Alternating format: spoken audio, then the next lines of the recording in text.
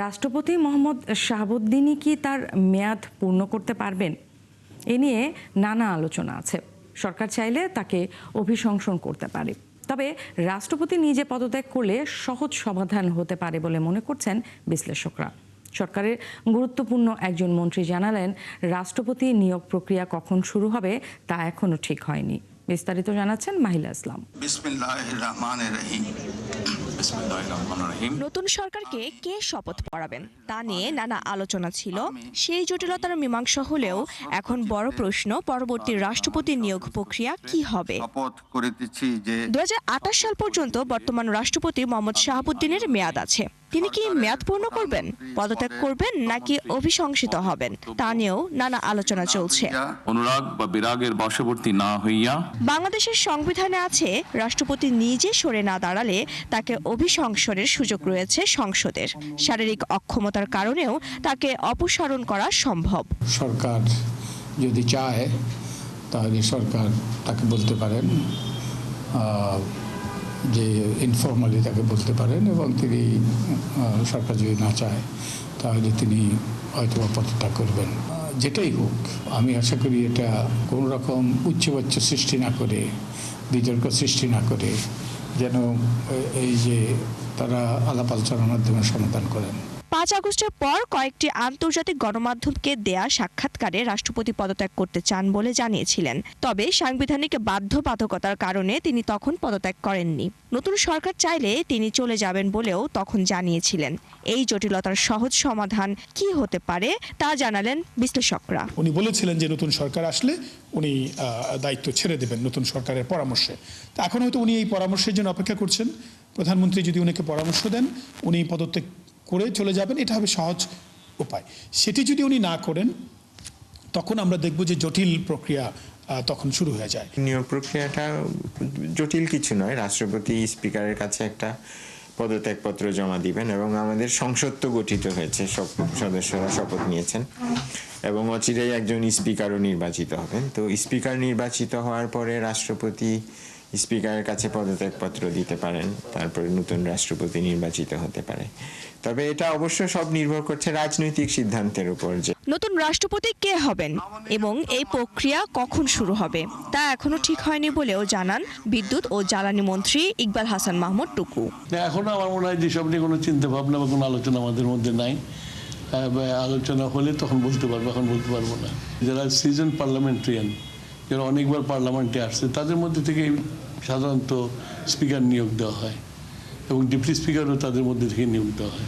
বাংলাদেশের সংবিধান অনুযায়ী নির্বাচনের ফলাফলের গেজেট প্রকাশের পর 30 দিনের মধ্যে সংসদ অধিবেশন শুরুর বাধ্যবাধকতা রয়েছে। 2024, 25, 26 পরপর 3 বছরে 3টি ভিন্ন ভিন্ন সরকারকে শপথ পড়ানোর মধ্য দিয়ে বাংলাদেশের ইতিহাসে এরই মধ্যে নাম লিখিয়ে ফেলেছেন রাষ্ট্রপতি শাহাবুদ্দিন। তবে আওয়ামী লীগের আমলে নিয়োগ পাওয়া এই রাষ্ট্রপতির বিদায়টা কেমন হবে, আর কেই বা হতে পারে এর উত্তরসূরি, সেদিকেই তাকিয়ে এখন বাংলাদেশ। মাহিলা ইসলাম, 71, ঢাকা। সংবিধানে না থাকায় সংবিধান সংস্কার পরিষদ সদস্য হিসেবে শপথ নেয়নি বিএনপি ও তার শরিকরা।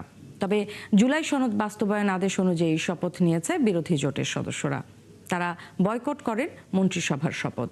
বিশ্লেষকদের পরামর্শ, রাজপথ নয়, রাজনীতির কেন্দ্রবিন্দু হয়ে উঠুক জাতীয় সংসদ। শাহনাজ শারমিনের প্রতিবেদন। সংসদীয় রাজনীতির প্রাণকেন্দ্র জাতীয় সংসদ, যেখানে নীতি নির্ধারণ থেকে সরকারের মন্ত্রীদের জবাবদিহিতা নিশ্চিত করা হয়। এবারে সংসদে 70 ভাগই নতুন সদস্য, আর 2/3 সংখ্যাগরিষ্ঠতা রয়েছে সরকারি দল বিএনপির। এই বাস্তবতায় কেউ কেউ বেশ সন্দিহান সংসদের কার্যকারিতা নিয়ে। সংবিধানে 65 থেকে 93 অনুচ্ছেদ, ওইটা সংসদের ব্যাপারে বলা আছে। ওইখানে উন্নয়ন শব্দটা কিন্তু সংবিধানে নাই। উন্নয়ন করবে স্থানীয় সরকার। ওনারা বলছে মেডিকেল কলেজ করবে, রাস্তা করবে, বেকারত্ব দূর করবে, দুর্নীতি দূর করবে। এটা মোটেও সংসদ সদস্যের কাজ না। তাদের যে আসল কাজ আইন প্রণয়ন এবং বিভিন্ন সংসদীয় কমিটির মাধ্যমে সরকারের জবাবদিহিতা নিশ্চিত করা। এই দুইটা কাজের বাইরে তাদের কিন্তু কোনো কাজ নাই। কিন্তু তারা নিজেকে হয় পৌরসভার চেয়ারম্যান ভাবছেন বা উপজেলা চেয়ারম্যান ভাবছেন এবং ওই অনুযায়ী বক্তৃতা দিয়ে যাচ্ছে। তবে অভ্যুত্থান পরবর্তী সংসদ সদস্যদের নিয়ে আশাবাদী কোনো বিশ্লেষক। তরুণ কিছু সংসদ সদস্য আসছে, আমার তো মনে হয় তারা সংসদে অলসো ভেরি গুরুত্বপূর্ণ ভূমিকা পালন করবে এই সংসদে আলোচনাগুলোকে সত্যিকার অর্থে একটা গুরুত্বপূর্ণ আলোচনা তৈরি করার জন্য। এবং এইবারের সংসদ আমরা আশা করছি, এখনো আমরা আশাবাদী যে এই সংসদটা সত্যিকার অর্থেই যে সংসদ জাতীয় বিষয়গুলো নিয়ে আলোচনার প্রাণ কেন্দ্র হবে। দেড় যুগ পর বিএনপি আর এক সময়কার জোটসঙ্গী জামাতে ইসলামী এবং কয়েকজন তরুণরা আছেন সংসদে। বিশ্লেষকদের প্রত্যাশা সংসদ কার্যকর হয়ে উঠবে। ফলে দুইটা জিনিস হবে, একদিক থেকে সংসদের যে মৌলিক ভূমিকা জনস্বার্থে আইন প্রণয়ন করা এবং বিতর্কের মাধ্যমে জনস্বার্থকে তুলে ধরা, পাশাপাশি সরকারকে জনগণের কাছে জবাবদিহি করা যে তৃতীয় ভূমিকাটি, সেটির ক্ষেত্রে নতুন সুযোগ সৃষ্টি হচ্ছে আমরা মনে করছি, যেটির মাধ্যমে এই জায়গাগুলো আগের তুলনায় উন্নততর চর্চার দিকে যেতে পারবে। সংসদের সফলতা হলো সমস্যা সমাধান, নীতি নির্ধারণে ইতিবাচক এবং এবং এমন ভূমিকা রাখা যাতে আমরা সমস্যার সমাধান করি। আমরা প্রাণবন্ত বক্তৃতা দেওয়া, গরম বক্তৃতা দেওয়া, হেডলাইন হওয়া, এটা নয়। অন্তর্বর্তী সরকারের জারি করা শতাধিক অধ্যাদেশের আইনি স্বীকৃতি দিতে হবে ত্রয়োদশ জাতীয় সংসদকে। আর বিশেষজ্ঞরা বলছেন জুলাই জাতীয় সনদ বাস্তবায়নের চ্যালেঞ্জও রয়েছে এবারের সংসদে। শানা শারমিন, ৭১, ঢাকা। সহিংসতার আশঙ্কা থাকলেও দেশে নির্বাচন হয়েছে শান্তিপূর্ণ পরিবেশে। বিজয়ী ও পরাজিত নেতাদের সাক্ষাতে সৌহার্দ্যের বার্তা মিললেও সংস্কার পরিষদের শপথকে ঘিরে তৈরি হয়েছে নতুন শঙ্কা। বৃহস্পতিবার জাতীয় প্রেস ক্লাবে সুশাসনের জন্য নাগরিক সুজনের সংবাদ সম্মেলনে উঠে এলো এমনই পর্যবেক্ষণ। প্রার্থীদের ভূমিকা, আর্থিক অবস্থা ও সুশাসনের প্রত্যাশা নিয়ে সংগঠনটির বিশ্লেষণে বলা হয় ২৯৭ জন নির্বাচিত এমপির মধ্যে ১৮০ জনই ব্যবসায়ী। উপাত্তে জানানো হয় ৪৭.৮১% প্রার্থীর বিরুদ্ধে মামলা রয়েছে। এদের মধ্যে ৩৩ জন স্বল্প আয়ের, অন্যদিকে ৪৩ জনের বার্ষিক আয় কোটি টাকার বেশি। শীর্ষ ১০ উপার্জনকারীর ৯ জনই বিএনপি থেকে নির্বাচিত হয়েছে বলে জানানো হয়েছে। একই সাথে শীর্ষ ঋণ গ্রহীতা এবং আয়কর প্রদানে প্রথম ১০ জনও দলটির বলে উল্লেখ করা হয় সেখানে। এই নির্বাচনটা ব্যাপক সহিংসতাপূর্ণ হতে পারে, কেননা বাইরে অস্ত্রের ছড়াছড়ি, এরকম নিউজ আসছিল, বাইরে সন্ত্রাসীরা আছে, বর্ডার দিয়ে অস্ত্র ঢুকছে, এগুলো নিয়ে শঙ্কা ছিল। তবে এই যেভাবে নির্বাচনটা হয়েছে মোটামুটি শান্তিপূর্ণ এবং সকলের কাছে গ্রহণযোগ্য একটা নির্বাচন এটা হয়েছে। এই সংবিধান সংস্কার পরিষদের শপথ নেওয়া বা না নেওয়া, এইটাকে কেন্দ্র করে আমরা দেখলাম যে একটা বিরোধের সৃষ্টি হলো এবং 11 দলীয় জোটভুক্ত যারা, তারা মন্ত্রিসভার শপথ অনুষ্ঠানও বর্জন করলেন। তা আমরা আশা করছি সুজনের পক্ষ থেকে যে দ্রুত এই সংকটটা কেটে যাবে। দর্শক, কর্মদিবসের দ্বিতীয় দিনে আন্তঃমন্ত্রণালয় বৈঠকে ব্যস্ত সময় পার করছেন প্রধানমন্ত্রী ও অন্যান্য মন্ত্রীরা। আমাদের সহকর্মীরা সেই খোঁজ খবর রাখছেন সচিবালয়ে। এই মুহূর্তে আমার দুই সহকর্মী রয়েছেন সচিবালয়ে। শুরুতে একটু যেতে চাই শারমিন নীরার কাছে, তিনি আমাদের সাথে যুক্ত হচ্ছেন। নীরা, একটু জানতে চাই বৈঠকের নতুন কি আপডেট আছে আপনার কাছে, আর কি বলছেন দায়িত্বপ্রাপ্ত মন্ত্রীরা? ধন্যবাদ আপনাকে। এর আগে যখন যুক্ত হয়েছিলাম জানাচ্ছিলাম যে 11:30টা নাগাদ যে ফ্যামিলি কার্ডের প্রতিশ্রুতি বিএনপির একরকম ছিল নারীদের জন্য, সেই ফ্যামিলি কার্ডের যে মিটিংটি আন্তঃমন্ত্রণালয়, সেই মিটিংটি 11:30টায় শুরু হয়ে 1টা নাগাদ প্রায় শেষ হয়েছে। তারপরে নামাজের বিরতি এবং এই মুহূর্তে চলছে 2টো থেকে আসলে মিটিং চলছে বৃক্ষরোপণ এবং খাল নদী খনন সংক্রান্ত যে বৈঠকটি, এবং সেটিও আন্তঃমন্ত্রণালয় বৈঠক ক্যাবিনেট ডিভিশনের লিফটে 2তে এখানে অনুষ্ঠিত হচ্ছে। এবং সংশ্লিষ্ট যারা মন্ত্রী রয়েছেন, পরিবেশ, বিশেষ করে পানি সম্পদ মন্ত্রণালয়, অর্থ মন্ত্রণালয় যারা রয়েছেন, এরকম সব মিলিয়ে মন্ত্রী প্রতিমন্ত্রীর সংখ্যা, মন্ত্রী প্রতিমন্ত্রী এবং সচিব মিলিয়ে সংখ্যাটা কিন্তু প্রায় 19 জনের মতো যারা সংশ্লিষ্ট তারা এখানে রয়েছেন। এর আগে জানাতে চাই ফ্যামিলি কার্ড নিয়ে।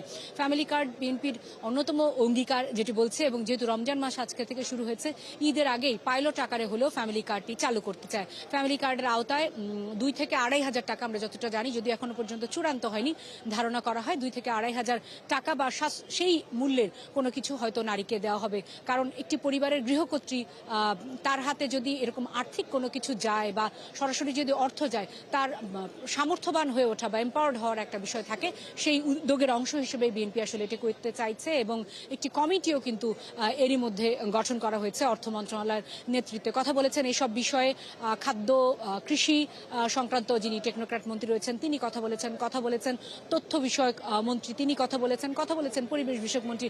সেই সাথে এটি বাস্তবায়ন হবে আসলে সমাজ কল্যাণ মন্ত্রণালয়ের মাধ্যমে।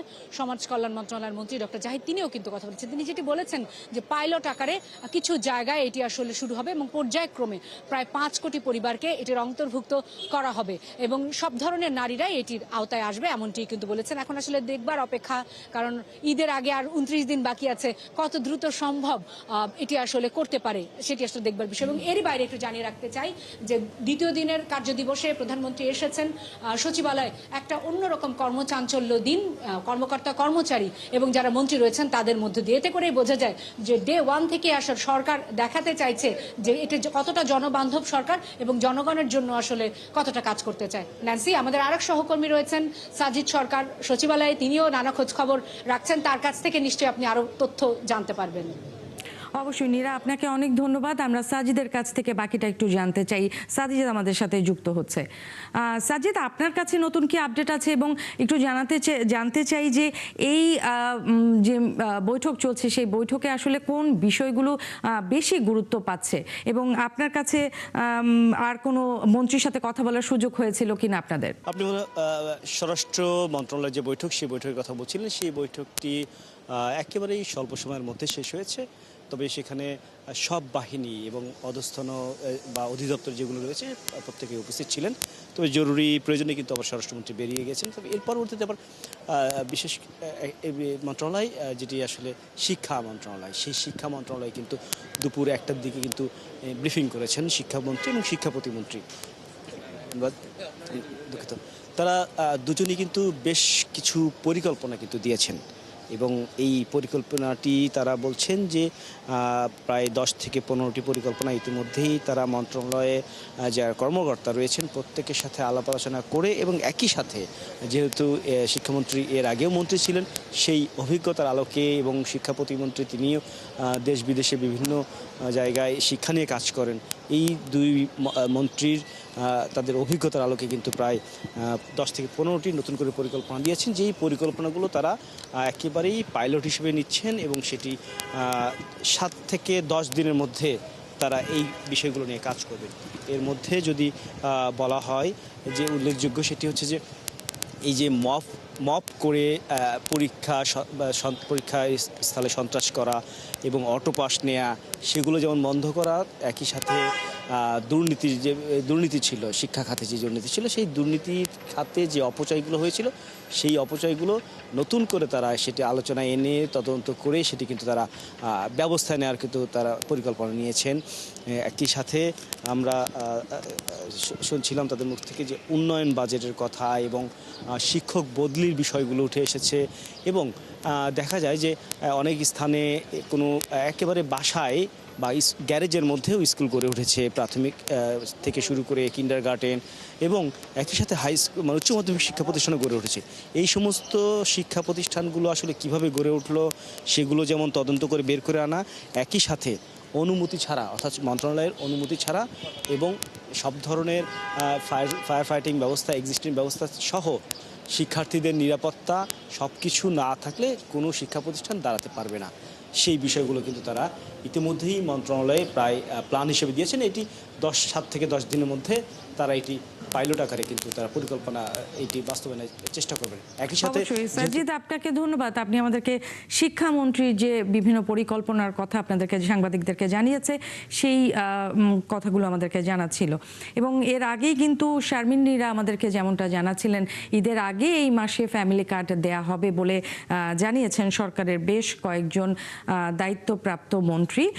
প্রতিটি নারী সদস্য এই কার্ড পাবেন। পর্যায়ক্রমে 5 কোটি ফ্যামিলিকে এর আওতায় আনবে সরকার। অর্থমন্ত্রীর নেতৃত্বে গঠন করা হবে কমিটি। দুপুরে প্রধানমন্ত্রীর সাথে এক বৈঠক শেষে এসব কথা জানান তারা। মিলিয়ে ইতিমধ্যেই আমাদের প্রতিশ্রুতির বেশ কিছু কাজে মাননীয় প্রধানমন্ত্রীর নেতৃত্বে আমরা হাত দিতে পেরেছি। মাননীয় প্রধানমন্ত্রীর নেতৃত্বে আজকে যে মন্ত্রিপরিষদ উপকমিটি সভা হয়েছে সেখানে ফ্যামিলি কার্ড যত দ্রুততম সময়ের মধ্যে আমাদের দেশে মায়েদের কাছে পৌঁছে দেওয়া যায় সেই লক্ষ্যে সিদ্ধান্ত হয়েছে। নির্বাচনী ম্যানিফেস্টোতে ফ্যামিলি কার্ডের ইস্যুর বিস্তারিত উল্লেখ আছে, এটা কার্যকর কিভাবে করবে সেটা নিয়ে আর কি আলোচনা হচ্ছে। ফ্যামিলি কার্ড দেওয়া হবে, এটা নিয়ে আলোচনা হয়েছে। কত পরিবারকে দেওয়া হবে? এটা কিন্তু ইউনিভার্সাল, এটা কোনো রেস্ট্রিকশন থাকবে না। তবে এটা একটা কমিটি করা হয়েছে, হয়তো শুরু করবে হত দরিদ্র থেকে আরম্ভ করে তারপরে দরিদ্র, তারপরে মধ্যবিত্ত, এইভাবে যাবে। আমাদের এই নির্বাচন আমাদের একটা কমিটমেন্ট ছিল ফ্যামিলি কার্ড, এবং আমরা কত দ্রুততম সময়ের মধ্যে এই ফ্যামিলি কার্ড আমরা স্টার্ট করতে পারি এটা নিয়ে আজকের মিটিং ছিল। আমরা সিদ্ধান্ত, আমরা চেষ্টা করছি আগামী এই ঈদের আগেই আমরা পাইলট বেসিসে ফ্যামিলি কার্ড বোধহয় আমরা ওপেন করা যায়, এবং কতটুকু করা যায়, কত দ্রুত করা যায়, সংখ্যায় কি হবে এ নিয়ে আমরা বোধহয় 2-1 দিনের ভিতরে আমরা ফাইনাল করে ফেলবো।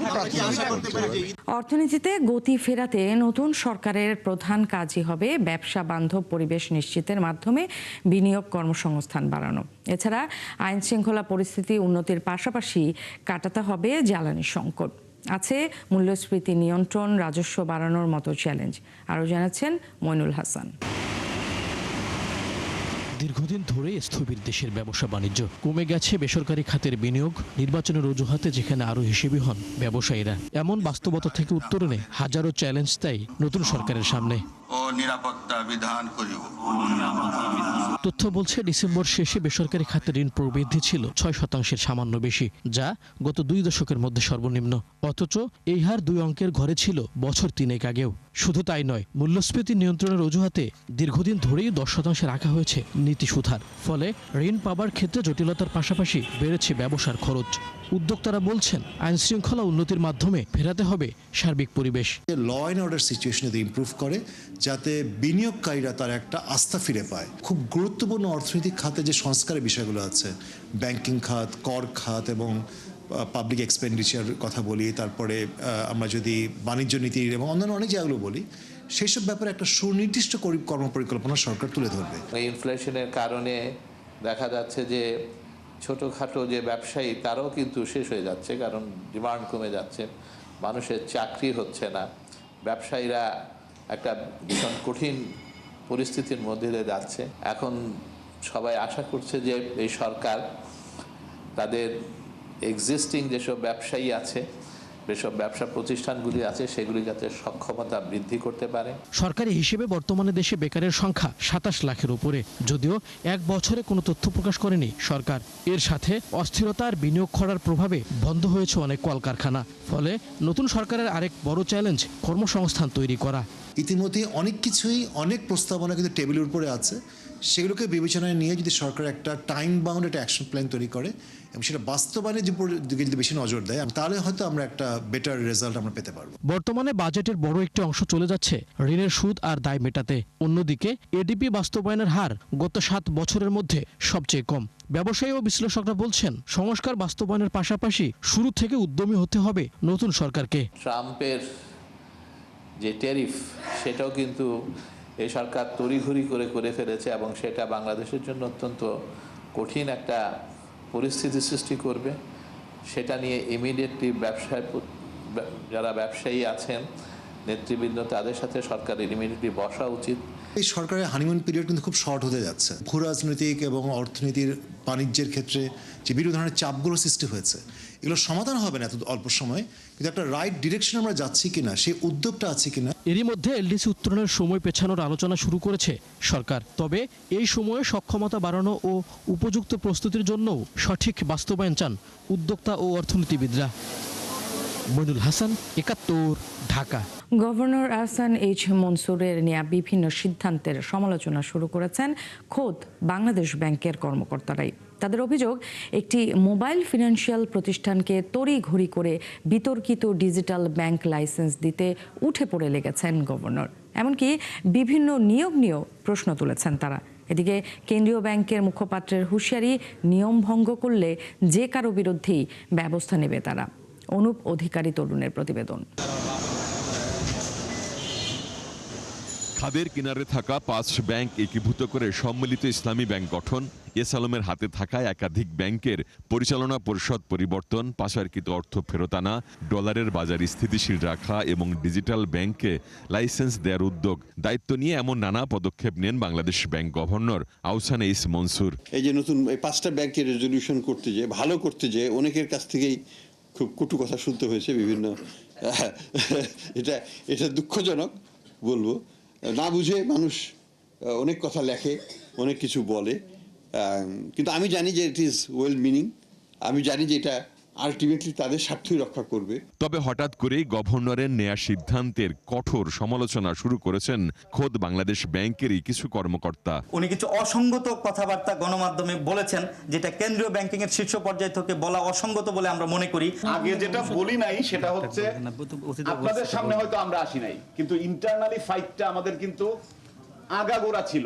গভর্নর যদি একেবারে উনি তো চিফ এক্সিকিউটিভ, উনি ওনার প্রয়োজন মনে করলে উনি একটা ব্যবস্থা নিতে পারেন, কিন্তু একজন উপদেষ্টা নিয়োগ, তার পরিচিত জনরাই প্রোভাইড করা, এটা ইমার্জেন্সি কোনো ইস্যু। গভর্নর মহোদয় এখন যা করছেন তা স্বায়ত্তশাসন নাই, তা একান্তই ব্যক্তি স্বৈরশাসন।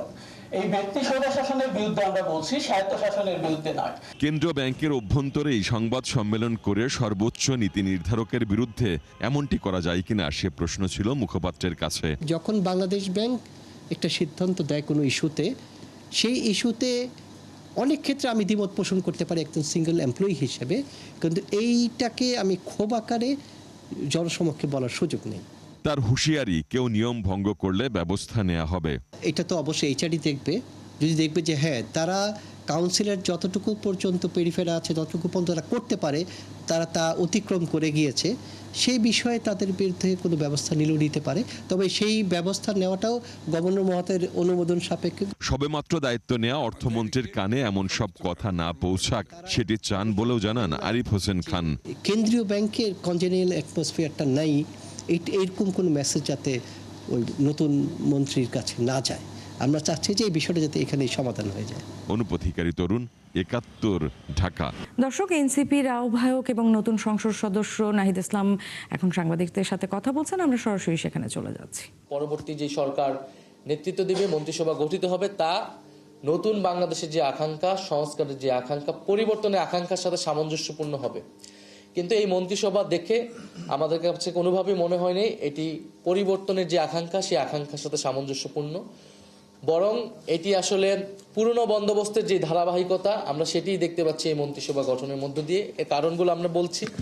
প্রথমত, এই মন্ত্রিসভায় আঞ্চলিক ভারসাম্য রক্ষা করা হয়নি। আপনারা জানবেন যে 25টিরও জেলা, সেখান থেকে কোনো মন্ত্রী বা প্রতিমন্ত্রী করা হয়নি, অর্থাৎ এখানে একটা আঞ্চলিক বৈষম্য রয়েছে স্পষ্টভাবে।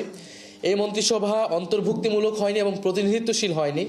সেখানে নারীর অংশগ্রহণ বলেন, ভিন্ন ধর্মাবলম্বী বা ভিন্ন জাতিগোষ্ঠীর অংশগ্রহণ বলেন, সেটা যথেষ্ট পরিমাণ হয়নি।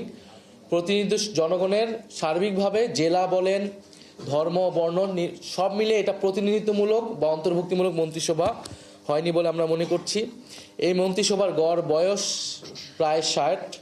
মন্ত্রিসভায় কিছু তরুণদেরকে সুযোগ দেওয়া হলেও কিন্তু মন্ত্রিসভার গড় বয়স যদি দেখেন সেটা কিন্তু 60, অর্থাৎ আমরা যে তারুণ্য নির্ভর বাংলাদেশের কথা ভেবেছি, তারুণ্য নির্ভর বাংলাদেশের কথা বলেছি, জুলাইয়ে যে তারুণ্য শক্তি বাংলাদেশকে পথ দেখিয়েছে, আমরা তার প্রতিফলন এই মন্ত্রিসভায় দেখতে পাইনি।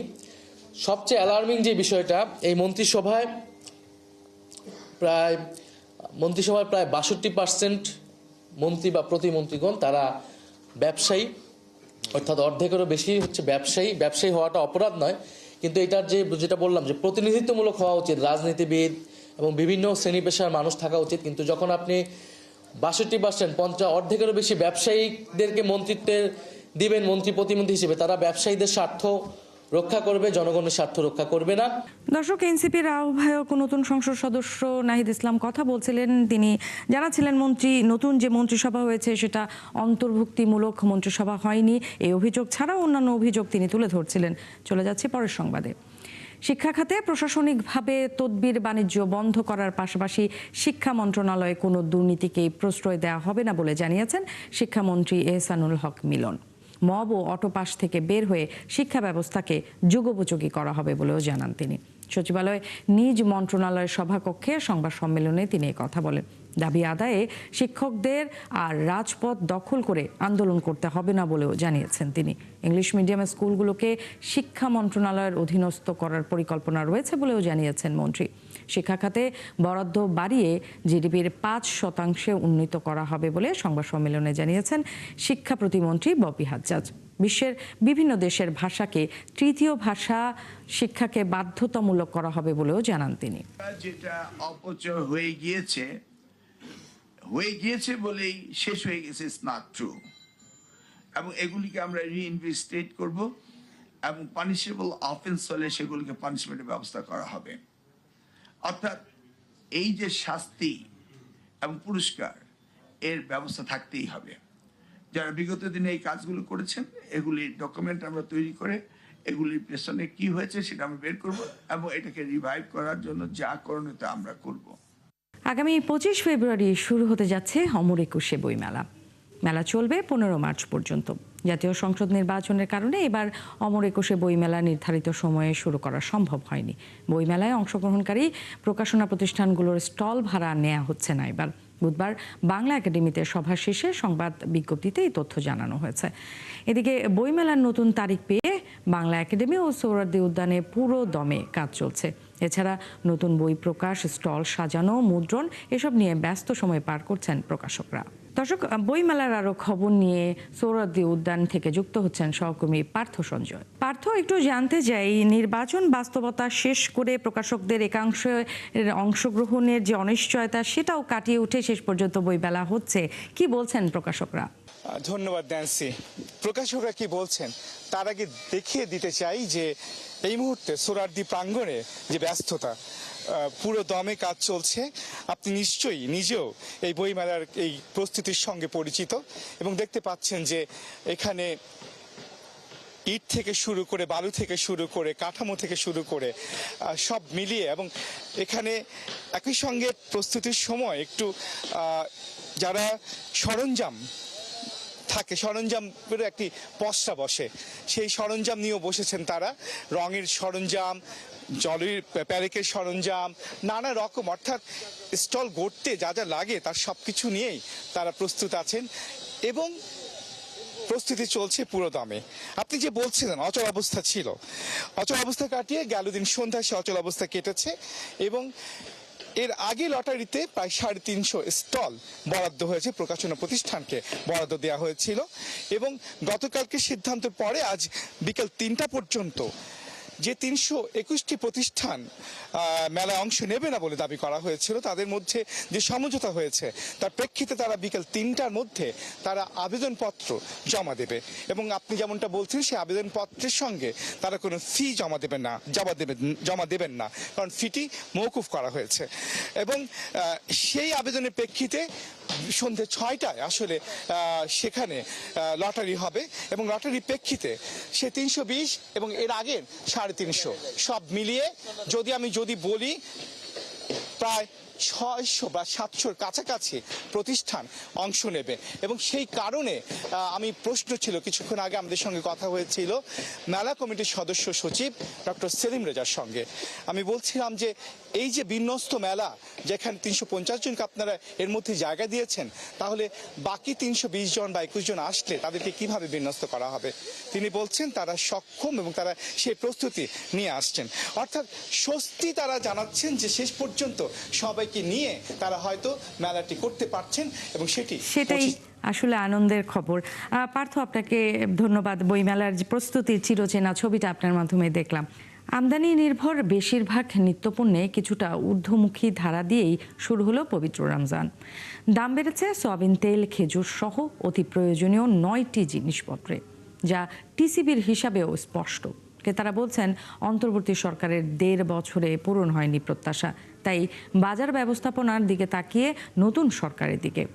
রাকিব হোসেনের রিপোর্ট। সিয়াম সাধনা আর সংযমের পবিত্র মাস রমজান, কিন্তু ভোক্তার বিশেষ চাহিদাকে পুঁজি করে বরাবরই অস্থিরতা বাড়ে নিত্যপণ্যের বাজারে। তবে এবার বেশ কিছু পণ্যের আন্তর্জাতিক বাজার দরের সঙ্গে সামঞ্জস্য রয়েছে স্থানীয় বাজার দরের।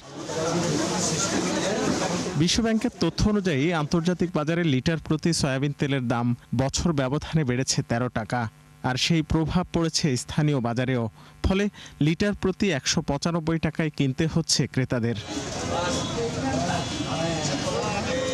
একই সময়ে গরুর মাংসের দাম কেজিতে বেড়েছে 128 টাকা, তবে স্থানীয় বাজারে বেড়েছে 50 টাকা।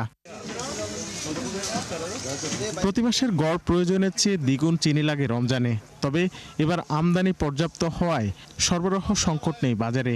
অন্যদিকে আন্তর্জাতিক বাজারে কেজি প্রতি 9 টাকা দাম কমলেও স্থানীয় বাজারে কমেছে 20 টাকা। ডাল ও ছোলার চাহিদাও বাড়তে থাকে রমজান মাসে, সেখানেও খানিকটা স্বস্তি বছর ব্যবধানে। যেমন মসুর ডালের দাম এক বছরে কমেছে 10 টাকা আর ছোলায় 20 টাকা। এছাড়া টিসিবির হিসাবে বছর ব্যবধানে খেজুরের দাম কমেছে কেজিতে 20 টাকা, ব্রয়লার মুরগির দাম কমেছে কেজিতে 10 টাকা, তবে বেড়েছে পেঁয়াজের দর কেজিতে 20 টাকা। রমজান উপলক্ষে যে এত দাম গরিব মানুষের জন্য খুব কষ্টকর। শুধু তেলটাই সংকট আছে, আর সব কি মাল অ্যাভেলেবেল আছে। পৃথিবীর অন্যান্য কান্ট্রিগুলিতে তো কিন্তু রোজা উপলক্ষে দাম কমে যায়, কিন্তু আমাদের এখানে দেখা যায় যে সবাই দাম উল্টা আরো বাড়িয়ে দেয়, যেন সবার জন্য সমস্যা সৃষ্টি করে দেয়। রোজা ঘিরে অস্বাভাবিক হারে বেড়েছে ইলিশের দর, ফলে সাধারণের নাগালের বাইরে জাতীয় মাছ। একটা ইলিশ মাছ আপনার 7 পিস হয়। একটা ফ্যামিলির ভিতরে যদি আপনার 4-5 লোক থাকে, 2 বেলা খাইতে পারে না। এক কাম্প ইলিশ মাছের দাম 800-900 টাকা পরে, হাফ কেজি ওজনের। মাছ মাংসের দাম অনেক বেশি, যেমন গরু মাংস মনে হয় 800 কম নেয়, এখন 800 হয়ে গেছে। তো গরুর মাংস তো এত দাম হওয়ার কথা না। এই ভ্যালু চেইন অপারেটর কারা? তাদেরকে আইডেন্টিফাই করা, যদি তারা খুব বেশি ম্যানিপুলেট করে তাদের রিপ্লেস করে দেওয়া, ওই জায়গায় গভর্নমেন্ট কন্ট্রোলটা নিতে হবে। শুল্ক ছাড় না থাকায় আগে থেকেই বাড়তি আপেল, আঙ্গুর সহ বিদেশি সব ধরনের ফলের দর। রোজা ঘিরে বাড়ল দেশি কলা, আনারস, পেঁপে সহ বিভিন্ন ফলের দামও। রাকিব হোসেন, 71, ঢাকা। এদিকে বৃহস্পতিবার প্রথম রোজায় চট্টগ্রামের বাজার নিয়ন্ত্রণে মাঠে নেমেছে জেলা প্রশাসনের ভ্রাম্যমাণ আদালত। প্রথম দিনে খাতুনগঞ্জ বাজার মনিটরিং করেছেন চট্টগ্রামের জেলা প্রশাসক ও জেলা ম্যাজিস্ট্রেট মোহাম্মদ জাহিদুল ইসলাম মিয়া। এ সময় তিনি জানান, খাতুনগঞ্জে বাজার মূল্য এখন পর্যন্ত ঠিক আছে, এরপরও যদি কেউ দাম বাড়ায় তবে কঠোর ব্যবস্থা নেওয়া হবে। খাতুনগঞ্জ বাজার থেকে যে জিনিসটাই খুচরা ব্যবসায়ীরা কিনে নেবে সেটার জন্য রিসিপ্ট থাকে এবং তার একটি ফোন নাম্বার রেখে দিবেন। যখন আমার টিমটা যাবে, সে যখন বলবে যে আমি খাতুনগঞ্জের এই বাজার থেকে কিনেছি, এই দোকান থেকে কিনেছি, তখন যেন আমরা তাকে নক করতে পারি যে সে তাকে রিসিপ্ট ছাড়া দিয়েছে কিনা। আসলে রিসিপ্ট ছাড়া যেন না দেয়, সেটা আমরা এখন থেকে এনশিওর করব যে রিসিপ্ট ছাড়া কোনো খুচরা ব্যবসায়ীকে আমরা কোনো মালামাল দেব না। আর একটি বিষয় ভাই, আপনি যেটা বললেন যে সিন্ডিকেট, কোনো সুযোগ নাই নতুন বাংলাদেশে, কোনো সিন্ডিকেট করার কোনো সুযোগ নাই। এবং আমরা সবার কাছে প্রত্যাশা করি সবাই তার দায়িত্বশীল আচরণ করবে। আমরা প্রত্যাশা করি এই ব্যবসায়ী সমিতি, খাতুনগঞ্জ বাজারে যারা ব্যবসায়ী সমিতি, তারা অত্যন্ত একটা বলবো যে গর্বিত একটা অংশীদার এই বন্দর বাণিজ্যিক একটা রাজধানীর, তাদেরও দায়িত্ব আছে। জুলাই হত্যাকাণ্ডের অভিযোগে দায়ের করা মামলায় ওবায়দুল কাদের সহ 7 জনের বিরুদ্ধে ট্রাইব্যুনালে সাক্ষ্য দিয়েছেন 2 শহীদের বাবা। সেক্রেটারি জেনারেল, সেই সময়ের সেক্রেটারি জেনারেল এবং সড়ক পরিবহন ও সেতুমন্ত্রী ওবায়দুল কাদেরের বিরুদ্ধে আন্তর্জাতিক অপরাধ ট্রাইব্যুনালে যে মামলা চলমান আছে, সেই মামলায় আজকে প্রথম সাক্ষী হিসাবে শহীদ রাব্বির পিতা সাক্ষী দিচ্ছেন। শহীদ রাব্বিকে 19 জুলাই মিরপুরে গুলি করে হত্যা করা হয়।